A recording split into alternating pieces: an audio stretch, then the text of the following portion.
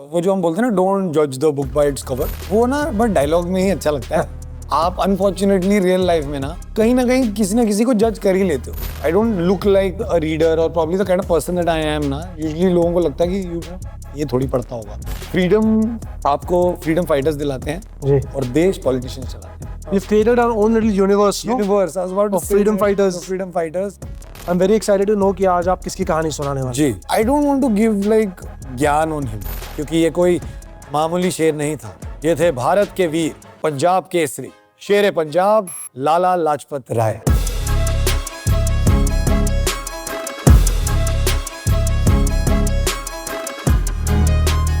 Kajaria presents Jan Gan Man, only on Jio TV and Jio TV Plus.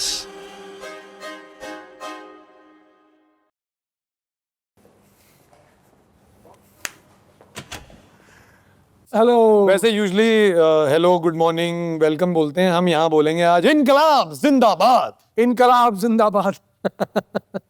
ओहो, thank you so much for coming man. पहले तो मुझे लगा तुम दोस्तों यारों को बुला रहे होगे, तो मैंने कहा दोस्तों यारों में से क्या होता है ना कि हमने प्लेसमेंट रखी हुई है अपनी, तो अगर तुम कुछ भी करोगे तो Knox is there, Nakul, Nakul Mehta is there, Correct. Ritvik is there, correct. लेकिन फिर तुमने चैंग को भी बुलाया, कुबरा को भी बुलाया। मैंने कहा पता नहीं हमें क्यों नहीं बुला रहे, हम हमारी शक्ल पे शायद ऐसा लिख रहा है कि हम थोड़े पढ़े लिखे कम। अरे बाप रे, but I am so happy यार। मतलब honestly I think it's a fab show and I'm not saying this because I've known you or because I'm here. I get to hear stories about different people, freedom fighters. Unfortunately, we only talk about them on big days of the country. It's a great way to actually learn that it was just not about one person or a person जिनके ऊपर film बनी हो, क्योंकि usually हर freedom fighter पे film नहीं बन सकती है। I always believe in one thing, that freedom आपको फ्रीडम फाइटर्स दिलाते हैं और देश पॉलिटिशियंस चलाते हैं। True. Thank you so much for being so eloquent and kind of sharing this. Over the course की जब से हम ये discussion कर भी रहे हैं, I think पिछले एक हफ्ते से, तो I've also gotten to know you a lot more. I've understood कि आपको खुद हिस्ट्री से कितना लगाव है, बहुत। आपको इंडिपेंडेंस की जो मूवमेंट रही है हमारे देश में उससे कितना लगाव है, आपने कितनी बुक्स पढ़ी है। In fact if you were to switch this right now and you were to be hosting this, I think you'll do a fantastic job like you do. नहीं यार, वो नहीं है। I think it's like, मुझे देख के शायद लोगों को लगता नहीं है कि मैं, मतलब I don't look like a reader or probably the kind of person that I am ना। Usually लोगों को लगता है कि ये थोड़ी पढ़ता होगा, but I think interest तो किसी भी चीज में हो सकता है। I think India, Pakistan, या your religion, your mythological history, या your freedom history, I think is something that is very interesting. Because also हमें लगता है बहुत टाइम हो गया है, बट 75 साल ही हुए हैं अभी। It's not too much. मतलब I'm almost half the age of independence. Yes. जो चीजें आज हमें बड़ी नॉर्मल लगती है ना, कि बोल दो ना, दिल में जो है बोल दो, live for today, ये जो हमारा mindset, #YOLO. YOLO. I think it's very important to talk about it and also not talk about it in a glorifying manner. To talk about it in a very colloquial way so that people understand कि यार and में तो इंसान ही थे ना। Conversation. हाँ, बिल्कुल। I hope there comes a day when we, if you want to glorify them more now, we should know more about their lineage. Absolutely. Because जो चीजें हमें उनसे पता चलेंगी ना, उनकी फैमिली से, वो आपको कहीं नहीं पता चलेंगी। जैसे I was reading about I think Mahatma Gandhi's great grandson, and just my first thought was कि what a cool thing actually to meet his great grandson, because एक इंसान जिसे हम फादर ऑफ द नेशन बोलते हैं, जिसने हमारे देश के लिए इतना कुछ किया। How wonderful it will be to spend some time with him and It's so great. Like मेरे दादाजी के बारे में तो मैं ही बता पाऊंगा ना सबसे अच्छा। I'm just going to put this out in the universe that we'd love to have him on the show someday. One day. Maybe to talk about. Hope so, man. Like the father of the so nation. cool, ना? Imagine all the freedom fighters. मैं कह रहा हूँ उनकी कोई तीसरी चौथी generation भी हो, जिनको शायद टूटी फूटी चीजें ही पता है। Sure. बड़ा ही अजीब सी हिस्ट्री की एक चीज है, किरदार जो है ना सालों साल गायब हो जाते हैं कहानियों में से। तो समझ ही नहीं आता ये गए ना, बाद में पता चला जेल में थे। तो मैं अगर आज के हिसाब से मैं सोचता हूँ, कभी मैं सोचता हूँ यार 6 साल कोई आदमी जेल में रहने के बाद उसमें इतनी हिम्मत कैसे होती है कि बाहर आके फिर वापस लड़ना शुरू हो जाता है। कि डर नहीं है क्या कि वापस चला जाएगा? 6 years is a long time, 5 years is a long time, 5 days is a long time in jail. Absolutely, man. So, but I think what we are attempting to do, and the fact that you're giving this voice is fantastic, because this is exactly why we're doing this, right? Yeah. Is so there are more people who are interested in history or in stories of our freedom fighters, freedom Yeah. heroes, get a chance to listen to it through people like you. हम कोई प्रचार तो कर नहीं रहे, मतलब मुझे ऐसा लगता है मैंने जब जो आज जिनके बारे में मैं भी बात भी करूंगा, I don't want to give like gyan on him, like I am not here to tell you that he और she was the best freedom fighter, और ये नहीं होते तो मतलब हमें आज़ादी नहीं मिलती, but I have come with that thought of कि you know I am just being a medium to tell you about one more such person. And you're doing it through stories. What can be better than that? Exactly. It's a storytelling. I'm here to listen to a good story. Exactly. I'm here for that. आज ना शुरुआत अंत से करते हैं.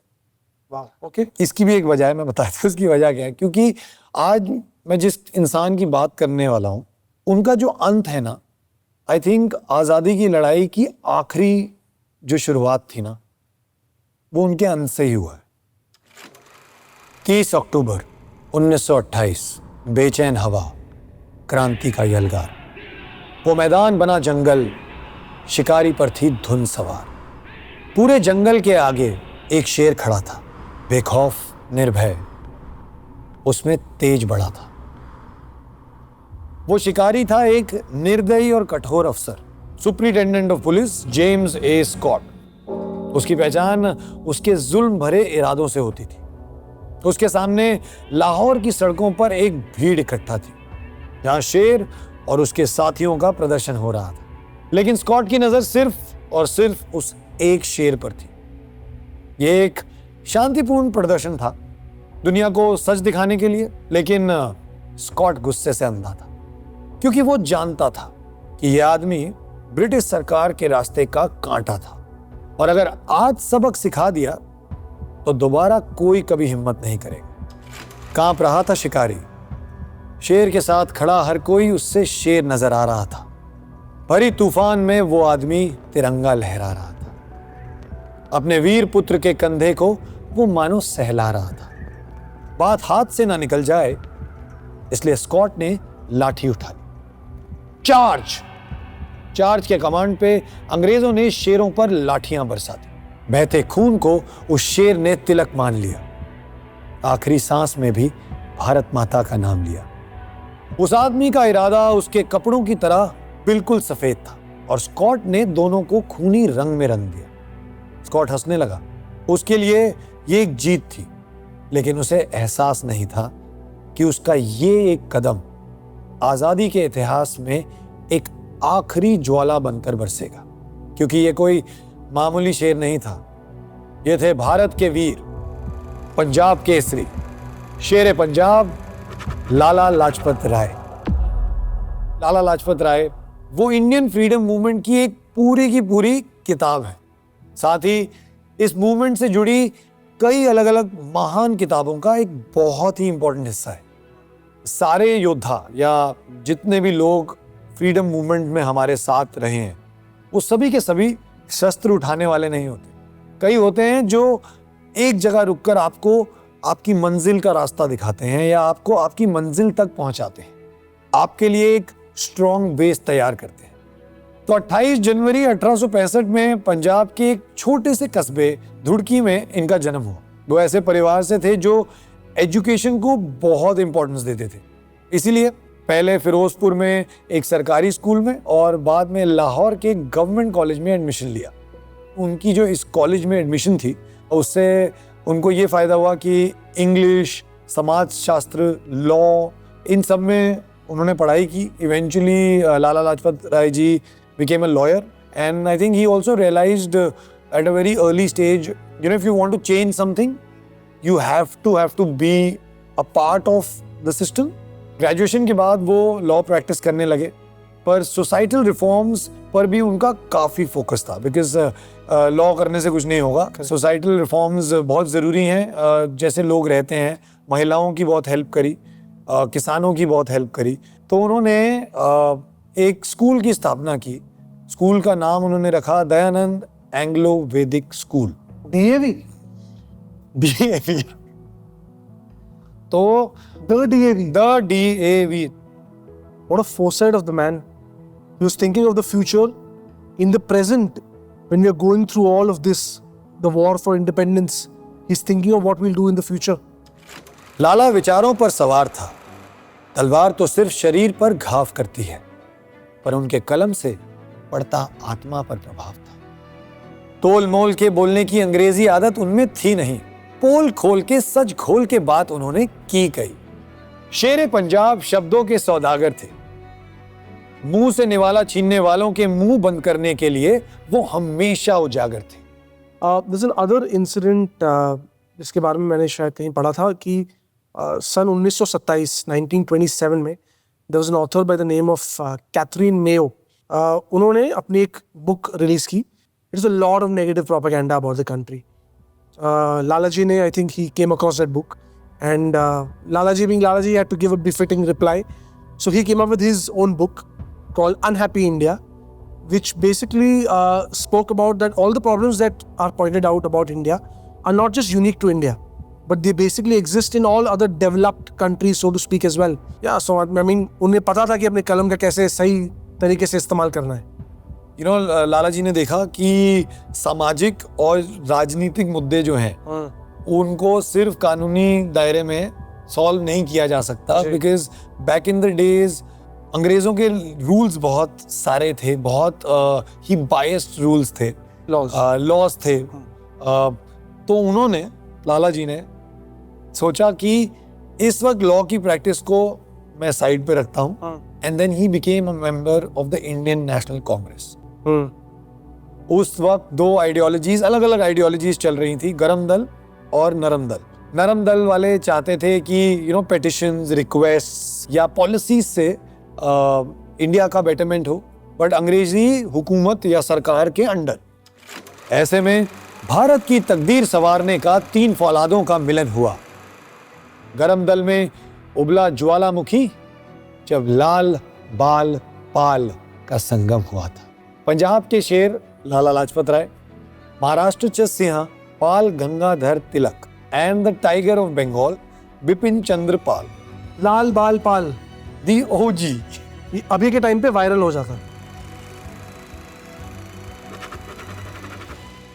तो लाल बाल पाल, इन तीनों वीरों की कहानी एक दूसरे के बिना अधूरी है. ये अंग्रेजी हुकूमत के खिलाफ ऐसे खड़े हुए कि इन्होंने पूरी ब्रिटिश सरकार की नींदें उड़ा दी थी. यहाँ पे आई एक्सट्रीमिस्ट की आइडियोलॉजी. इनका मानना था कि वो जो हम सुनते हैं ना कि स्वतंत्रता भीख में नहीं मिलती, उसे छीनना पड़ता है. एंड फिर आया 1905, डिवाइड एंड रूल. अंग्रेजों का ये मंसूबा तैयार था. हम बनकर रह रहे बंगाल के हिंदू मुसलमानों पर विभाजन एक सोचा समझा राजनीतिक प्रहार था, लेकिन दिलों से जुड़े जनता को लाल बाल पाल का सहारा था. अंग्रेजों को दिया उन्होंने जवाब करारा था. When all attempts failed, Britishers ने रिलीजियस डिवाइड क्रिएट करने शुरू कर दिए. बंगाल का पार्टीशन कर दिया. ये फैसला देश के लोगों में बहुत बहुत गुस्सा लाया. यहां से हुई स्वदेशी आंदोलन की शुरुआत.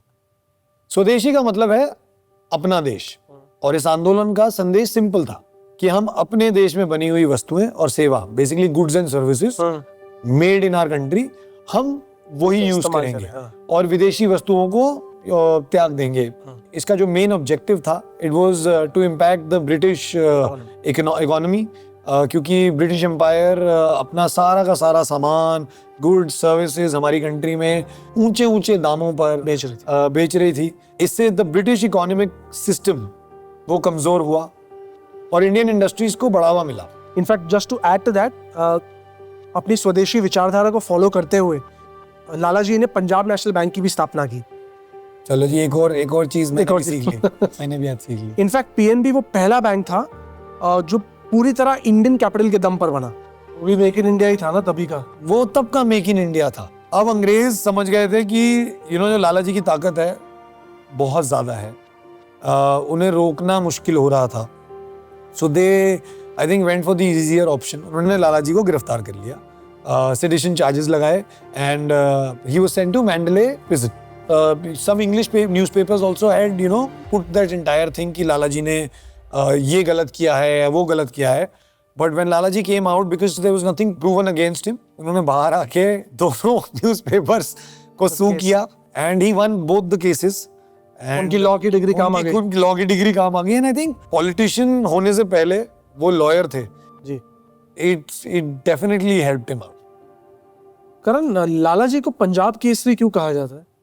ब्रिटिश सरकार हर 20 साल में ना नए नए रूल्स लागू करती थी, क्योंकि ऑब्वियसली मेरा बैट मेरे रूल्स वाली बात हो गई कि जिसमें एक लॉ था कि पंजाब लैंड एलियनेशन एक्ट, जिसके हिसाब से अगर किसी का आगे कोई वंश नहीं होता, बच्चा नहीं होता, तो जो उस इंसान की पूरी जायदाद है, पूंजी है, वो ब्रिटिश गवर्नमेंट की हो जाएगी और वो किसी को बेच नहीं सकते अगेंस्ट द पर्सन्स विल। हाँ, उस टाइम पर वो क्या करते थे कि अगर आपका कोई लीगल हेयर नहीं है तो आपकी पूरी जायदाद चली गई।